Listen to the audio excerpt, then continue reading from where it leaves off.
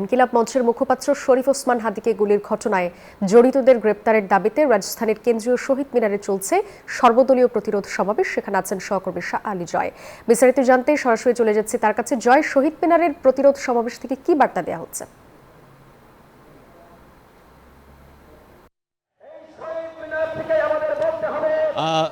সাদি, আপনাকে জানিয়ে রাখি যে ইনকিলাব মঞ্চের নেতা ওসমান হাদির ওপর গুলিবর্ষণের ঘটনার প্রতিবাদে জাতীয় শহীদ মিনারে আজকের এই প্রতিবাদ সমাবেশ আয়োজন করা হয়েছে। যে এই প্রতিবাদ সমাবেশটিকে বলা হচ্ছে সর্বদলীয় সমাবেশ। এখানে বিভিন্ন রাজনৈতিক দলের নেতৃবৃন্দ, শীর্ষ নেতৃবৃন্দ এসে বক্তব্য রাখছেন এবং হাদির ওপর এই গুলিবর্ষণের ঘটনায় যারা জড়িত তাদের খুঁজে বের করে দ্রুত বিচারের দাবি করছেন। আমরা দেখতে পেয়েছি জামায়াত ইসলাম, বিপ্লবী ওয়ার্কার্স পার্টি, লেবার পার্টি সহ বিভিন্ন দলের নেতাকর্মীরা ইতিমধ্যেই কিন্তু এই শহীদ মিনারে এসে উপস্থিত হয়েছেন এবং আজকের এই সভাটির সভাপতিত্ব করবেন আমার দেশ সম্পাদক মাহমুদুর রহমান। এবং আমরা জেনেছি যে বিএনপির পক্ষ থেকেও একটি প্রতিনিধি দল যে কোনো মুহূর্তে এসে এই সর্বদলীয় সমাবেশে যোগ দেবে। আপনাকে জানিয়ে রাখতে চাই, সমাবেশে যারা বক্তব্য রাখছেন তারা বলছেন যে হাদির ওপরে এই